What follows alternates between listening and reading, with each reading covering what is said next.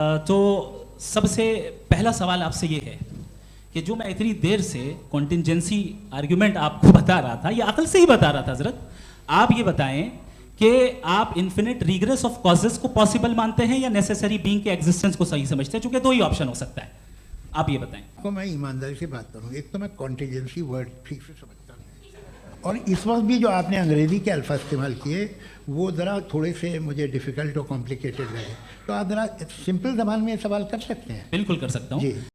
Universe की हर चीज़ contingent होने का मतलब ये है कि वो अपने एग्जिस्टेंस में किसी के ऊपर डिपेंडेंट है। जो भी चीज़ डिपेंडेंट होगी वो चीज़ इंडिपेंडेंट नहीं हो सकती, तो उसका कोई ना कोई कॉज होगा।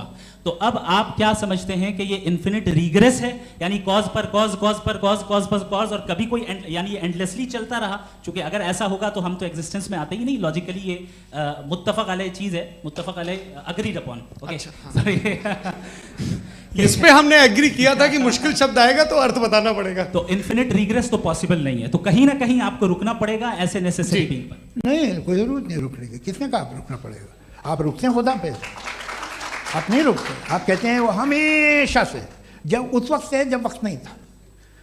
आप कहाँ रुकते हैं कि अब हुआ था वो? आप नहीं कहते। हम क्यों नहीं मान सकते कि यूनिवर्स जो है और बल्कि मल्टीवर्सेस जो है वो हमेशा से हैं, वो बनती है, बिगड़ती है। एक हमारे यहाँ एक चीज़ है ब्लैक होल, वो समेट लेता है वापस, फिर ब्लास्ट होता है, फिर फैल जाता है, और इसमें हमारी तो खैर कोई औकात ही नहीं है। इंसान की एक छोटे से ज़र्रे पे हम 50-60 साल की उम्र रखते हैं, जो करोड़ों अरबों साल की कायनात है उसमें, और पैदा भी नहायत ही बेहुदा वजह से हुए थे। तो इसमें ये सोचना कि इसकी वजूहात और ये क्यों है, ये डिपेंडेंट है, ये हम देख रहे हैं, क्या मालूम। आप सोचिए कि ये जो फैल रही है कायनात, ये कहाँ फैल रही है, ये कहाँ जा रही है, और ये फैल क्यों रही है? अरे बना ली थी तुमने, रुको भैया, हमें काफ़ी है। ये फैल क्यों रही है? ये और कौन सी कायनात जिसे मैं दूरबीन से देखता हूँ तो 2 बिलियन लाइट ईयर पे है, उससे मेरा कोई वास्ता ही नहीं है। 2 बिलियन ईयर यानी अगर मैं 80,000 माइल्स पर सेकेंड से चलूं तो 20 करोड़ साल में वहां पहुंच जाऊंगा। इसकी ज़रूरत क्या थी? ये दुनिया, ये कायनात तो इंसान अशरफुल मखलूक़ात के लिए बनाई गई ना। तो ये सब ये टर्म समझ में नहीं आया, इसमें कोई ख़ास समझने वाली बात थी भी नहीं।